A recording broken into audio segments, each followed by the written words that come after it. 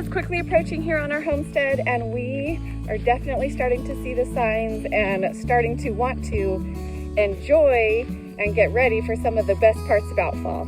So I told you that my family went apple picking the other day, and we went to a friend's house and came home with a bunch of bags and boxes full of apples. And so we decided that we were going to make apple butter with it. Apple butter is a delicious fall treat. Making apple butter is really a very simple process, and it's nice because it's not super uptight either. It's a little flexible with, basically you want to start with getting the apples ready, and we're going to be using a saucer. So I'm just chopping up the apples. I'm taking out some of the core and the seeds and definitely taking out bad spots, but I'm leaving on the peels and some of the core so that those will all come out with the saucer. If you don't have a saucer, you can just core everything better, and you can peel the apples first and just put in the apple chunks. And then when your apples are ready, then you can put them in the blender, or you can just mash them up really chunky. Some people like chunky apple butter, and that is fine as well.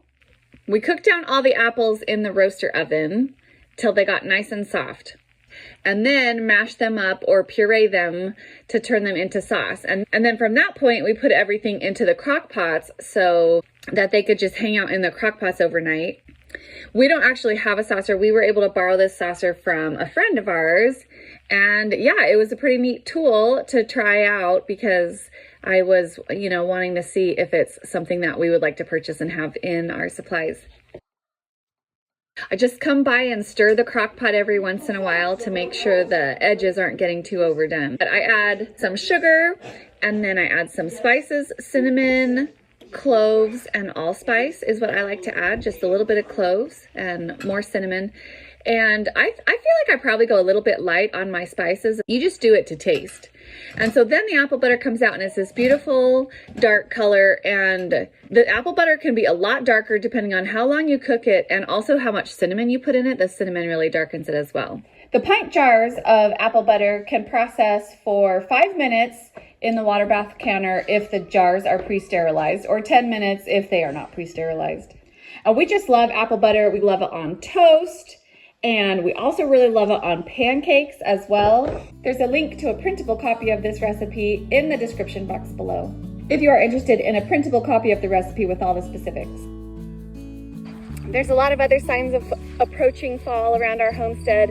Our nights have been starting to get chillier, and we have a few nights where we have actually almost frozen as well. We've got sunflowers growing. These sunflowers create the big black oil sunflower seeds that we feed to our chickens and our goats. And this is the chickens' corn patch, where we're growing corn that is also for chicken feed. So it's getting nice and dry, and then the chickens will eat that. Our autumn blaze maple trees are getting ready to put on their show. Our little late pumpkin patch frosted the other night. You can tell it frosts when the leaves kind of turn black and hang limp in the morning, and then they get kind of crispy like this. But we're still hoping that we'll get some pumpkins out of this pumpkin patch over here. Our initial pumpkins that we had planted other places, the vines are dying back, and so it's time to go get all the pumpkins. Look, this is some really great acorn squash that grew. That makes me want to put it into high gear on the garden. There's just only limited time left at this point before everything is frozen. So I'm rushing as hard as I can to keep canning tomatoes and all the other things that are coming in from the garden right now. I hit a milestone this week, and I canned my 52nd jar of tomato sauce. And that was my goal, was to hit 52 so that I could have 1 jar of tomato sauce every week for doing Friday night pizzas, or changing it up once in a while to do something else with that tomato sauce instead. We got some apple pie filling canned as well with the rest of some of those apples. So bring on the fall with all these treats. We're ready for it.